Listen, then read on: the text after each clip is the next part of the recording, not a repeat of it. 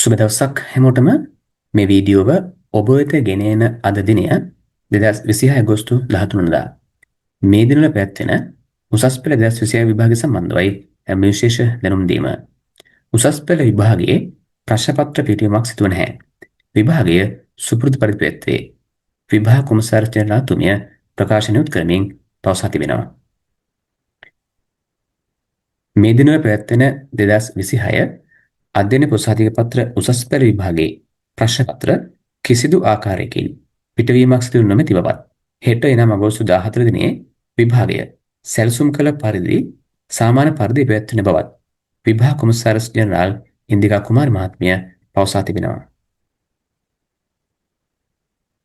අද එනම් අගෝස්තු 13 දිනයේ පැවැත්වීමට නියමිතව තිබූ ව්‍යාපාර අධ්‍යයනය, සංගීතය, නර්තනය සහ කෘෂි විද්‍යාව යන විෂයන්ට අදාළ ප්‍රශ්න පත්‍ර බහුලව පරීක්ෂා කිරීමේදී හම්බන්තොට දිස්ත්‍රික්කයේ අම්බලන්තොට මහාවිද්‍යාලයේ පිහිටි අංක 323 දරන සම්බන්ධීකරණ මධ්‍යස්ථානයේදී මධ්‍යස්ථාන 6කට අදාළව පැමිණි ප්‍රශ්න පත්‍ර 15 තුළ ඊට පරිබාහිරව හෙට එනම් අගෝස්තු 14 පැවැත්වීමට නියමිත තිබූ භෞතික විද්‍යාව 1 ප්‍රශ්න පත්‍ර පැකට් 6ක් තිබී හමුවේ සිදුවීමක් වාර්තා වී තිබුණා.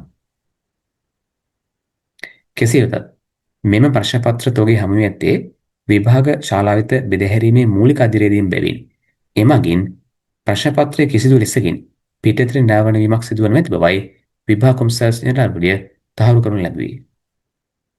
ඒ අනුව හෙට අගෝස්තු 10 දිනයේදී සහ ඉදිරි දිනවලදී සාමාන්‍ය පරිදි උසස් පෙළ විභාගයේ පැවැත්වෙනවා ඇති.